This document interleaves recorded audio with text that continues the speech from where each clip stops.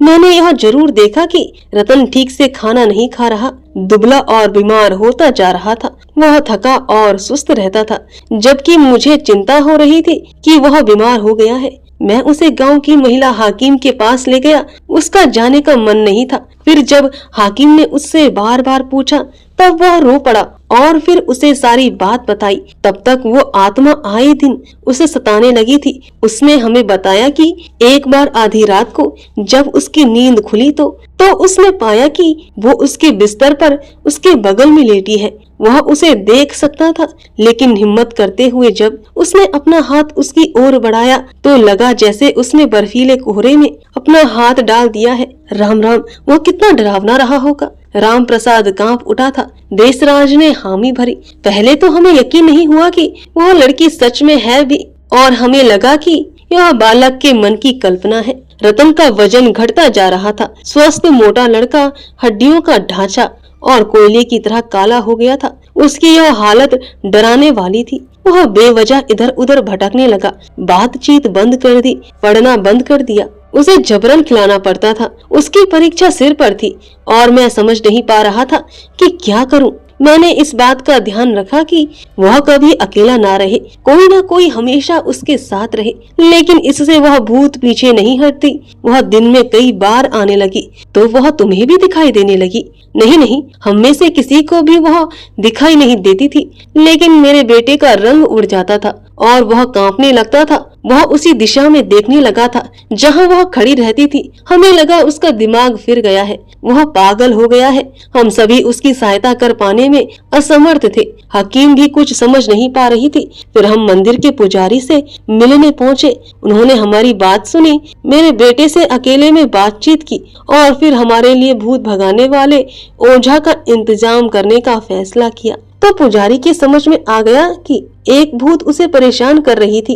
नंदी ने पूछा, हाँ फिर? 4 ओझा काले कपड़े में आए, अपने लंबे खुले बालों, कंधे तक झूलती अस्त व्यस्त जटाओं और सफेद लाल रंग से पुते चेहरे के कारण वे भयंकर दिख रहे थे। उनके पास पीतल के त्रिशूल और कुछ दूसरी चीजें थी। उन्होंने अग्नि प्रज्वलित की और मेरे बेटे को उसके पास बिठा दिया। भगवान शिव के शस्त्र, अपने त्रिशूलों को उन्होंने हवा में ऊपर उठाया और लगातार मंत्र पढ़ते हुए आग के साथ ही रतन के चारों ओर घूमने लगे। उनके कदम तेज होने लगे और उनके साथ ही उनका मंत्रोच्चार ऊंचा और उग्र होने लगा। प्रत्येक कुछ सेकंड बाद वे आग में कुछ डाल रहे थे, जिससे मुझे लगा कि वह आत्मा भाग जाएगी।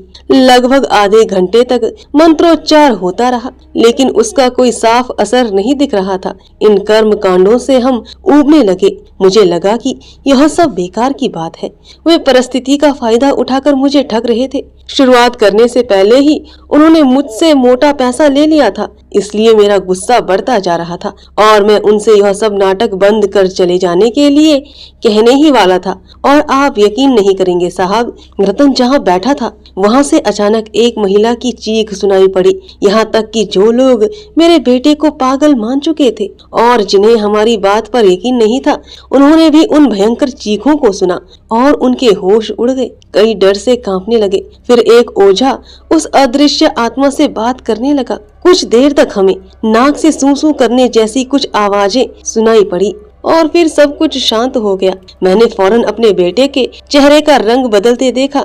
हमें बताया गया कि उस आत्मा को निकालकर अपने लोक में भेज दिया गया है और उससे पीछा छूट गया है। उन ओझाओं ने हमें बताया कि वह एक कुंवारी लड़की की आत्मा थी जिसकी अस्वाभाविक मौत हो गई थी, लेकिन उसे पता नहीं था कि वह मर चुकी है और उसका कहना था कि वह मेरे रतन से प्यार करती थी।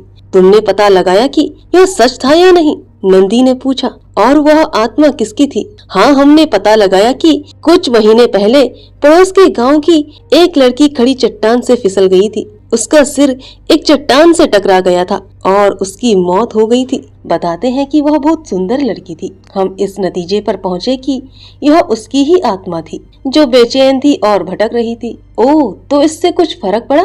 मेरा मतलब है भूत झाड़ने से। बिल्कुल, सब कुछ सामान्य हो गया। वह रतन के सामने फिर कभी नहीं आई। वह अब एक खुश रहने वाला सामान्य लड़का है। उसने शिमला के एक कॉलेज में दाखिला ले लिया। असल में मैं उससे मिलने ही जा रहा हूँ। भगवान मेरे बेटे की रक्षा करे, वह बड़ा अच्छा लड़का है। उसने हाथ जोड़े और डैशबोर्ड पर लगी भगवान हनुमान की मूर्ति को प्रणाम किया। तो आप देखिए साहब, कुछ आत्माएं हमारे लोक में भटकती हैं, जिसकी अस्वाभाविक मौत होती है और उन्हें शांति नहीं मिलती है। हम तो यही मानते हैं।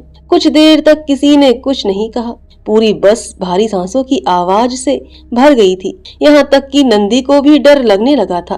देशराज सीधा साधा आदमी लग रहा था और ऐसा नहीं था जो दूसरों को डराने के लिए झूठ बोले। नंदी ने थोड़ी असहजता के साथ यही माना। फिर देशराज ने चुनौती देने के अंदाज में नंदी की तरफ देखा और कहा, यह मेरा निजी अनुभव है साहब, कोई ऐसी बात नहीं जो दूसरों से सुनी हो। भूत प्रेतों के होने पर हम यकीन नहीं करें तो भला कैसे? बात तो सच है, अच्छी या बुरी आत्माओं के कारण कई लोग अजीबोगरीब अनुभवों से गुजरते हैं।